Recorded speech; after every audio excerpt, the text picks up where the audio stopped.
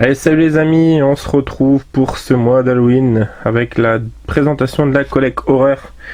Voilà, donc chaque jour jusqu'au 31, je vais vous accompagner avec une vidéo. Voilà, entre 5 et 15 minutes, on va dire, selon le programme.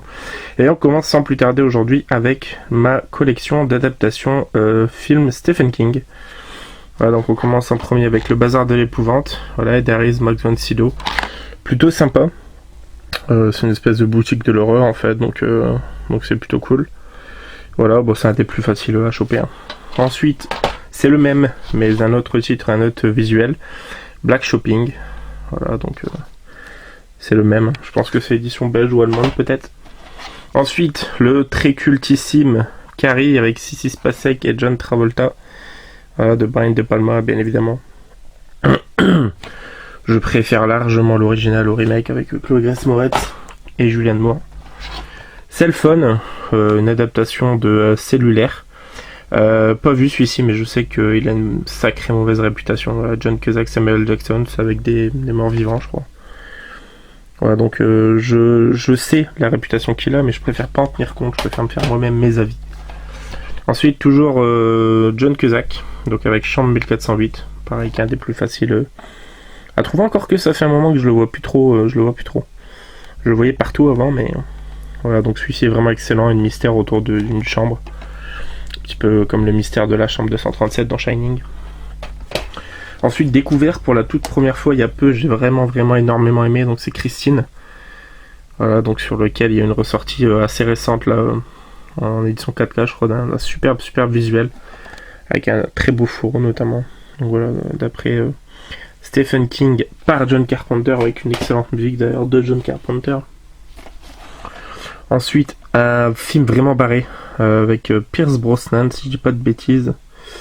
Ouais, c'est ça. Donc c'est Le Cobaye. Voilà, il y a une suite qui est pas très bonne. Alors déjà celui-ci, je suis pas fan. C'est très futuriste, c'est très... en fait, ça a vraiment salement vieilli, je trouve. Donc voilà, Le Cobaye. Ensuite, on a Contretemps. Voilà, en plusieurs parties. Donc c'est le complet, hein, avec les 7 volumes. Il existe un avec juste 6 volumes, je crois. Donc ça dure longtemps, hein, ça dure un bon gros 4 heures. Voilà, entre 4 et 5 heures même. Donc voilà, Contretemps. Jamais vu ça, il paraît que c'est plutôt sympa, mais inégal en termes de qualité selon les parties. Ensuite, un qui se démarque pas mal du loin, donc Cœur perdu en Atlantide avec le génialissime Anthony Hopkins. C'est de Scott X. Et on retrouve également Anthony Yelchin, Feu Anthony Yelchin. Et David Morse, entre autres, que j'aime beaucoup. Qu'on retrouve notamment dans La Ligne Verte, je dis pas de bêtises. Donc voilà, Cœur perdu en Atlantide. Creepshow, celui-ci c'est le 1 en import américain, mais en lecture All Zone. Voilà, j'étais très content lorsque je l'avais chopé pour je sais plus 2-3 euros frais pour inclus. Qui dit Creepshow 1 dit forcément Creepshow 2. Voilà, que j'avais chopé, vous voyez, pour 6,99 en cash. Toujours pas vu le 2. Voilà. Le Coup de Joe, pareil, découvert l'année dernière, que j'ai vraiment énormément aimé. Vraiment excellent, bien angoissant, bien stressant. La série complète, Dead Zone.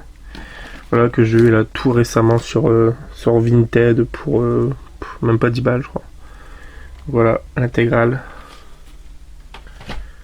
Ensuite, le film Dead Zone avec Christopher Walken et Martin Sheen de David Cronenberg. Pardon. Voilà, pareil, celui-là c'est un des plus vraiment faciles à choper. Hop, les 3 premiers, Démons du Maïs avec le 2. Le premier, Children of the Corn. Et le 3. Je sais qu'il y en a 7 ou 8. Mais en France, je crois qu'il n'y en a que 4, si je dis pas de bêtises. Ensuite, d'après une nouvelle de Stephen King, Le Diable des Glaces. Ce n'est pas forcément un très commun, celui-ci. Plutôt sympathique. Voilà. Ensuite, Dolan Scadiac avec Christian Slater et Wes Bentley entre autres, toujours pas vu.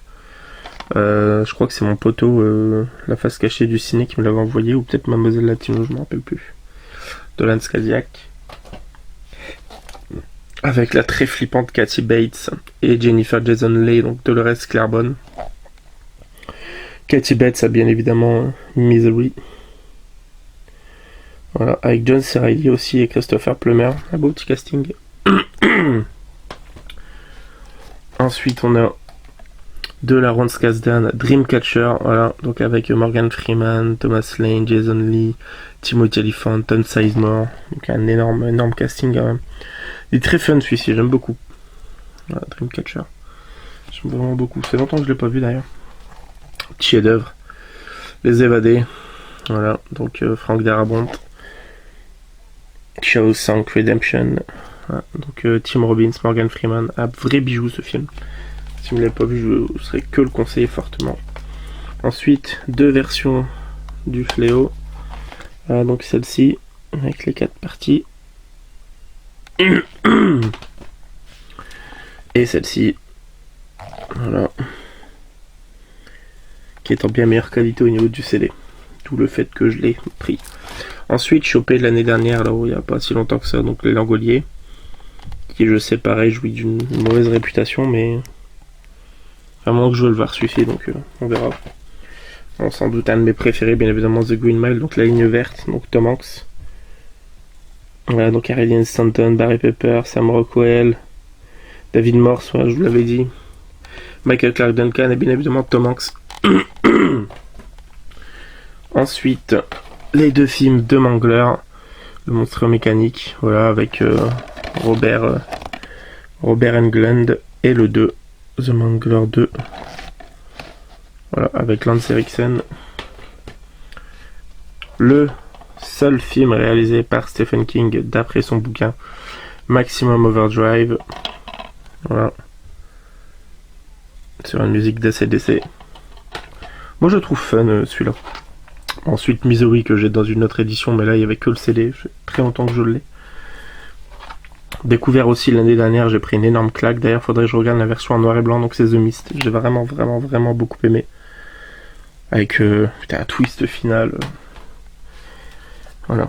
Ensuite, pas super commun celui-ci, même si ces derniers temps je l'ai vu dans 2-3 vidéos, donc c'est The Night Flyer. Voilà. Qui a l'air vraiment barré aussi celui-ci. Donc j'étais content quand je l'avais trouvé. Excusez-moi, je suis pas super en forme. Ensuite de George Romero, La Part des Ténèbres, que j'ai toujours pas vu celui-ci. Et ouais, donc voilà. Il est vraiment excellent, franchement. Père Bleu, voilà, avec des loups-garous. Alors, je sais que c'est une édition dégueulasse, celle-ci, Monarch, de toute façon, qu'on voit ici, c'est vraiment pas qualitatif du tout. Après on a Rats, c'est The Graveyard Shift, je crois, le titre original. Voilà, donc pas vu non plus celui-ci. Créature du cimetière, je crois. Je sais que j'ai la VHS. Ensuite, film de Mick Garris, donc Reading the Bullet. Voilà. Pas vu non plus celui-ci. Avec David Arquette, entre autres. Et Barbara Hershey, donc voilà, Reading the Bullet. Running Man, pareil, toujours pas vu, mais une branche de plus en plus. J'ai vu là le résumé, puis un petit peu de quoi ça parlait, et ça a l'air vraiment excellent, donc kitsch à souhait, hein, mais ça a l'air vraiment cool, donc voilà, Running Man, dans une édition pas commune, je trouve. Le téléfilm Shining, qui a beaucoup plus plu à Stephen King que le film. Voilà, beaucoup plus fidèle selon ses dires au bouquin. Forcément, le remasterisation du film de Stanley Kubrick, voilà, que j'ai vu qu'une fois, que je n'ai pas réussi à apprécier. Je devais pas être dans les bonnes circonstances, faudra que je me le remate. Donc voilà, le Shining, avec un Jack Nicholson flippant à souhait. Le premier cimetière dans une superbe édition Blu-ray que j'ai chopé là il y a pas très longtemps, on dirait une espèce de boîtier Arrow que j'ai chopé il y a peu là pour 1€ en vide-grenier, donc voilà, très belle édition. Le cimetière 2 avec Heures Furlong et du coup le cimetière 1 en DVD. Voilà. On arrive au bout.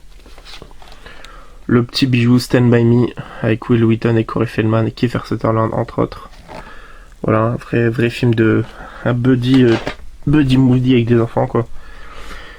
Le très recherché Tempête du siècle, voilà, que j'aimais beaucoup et passé pendant une paire d'années très régulièrement en TMC ou alors M6. J'aime vraiment beaucoup. Et Trucks, voilà. Pas spécialement super commun non plus à trouver.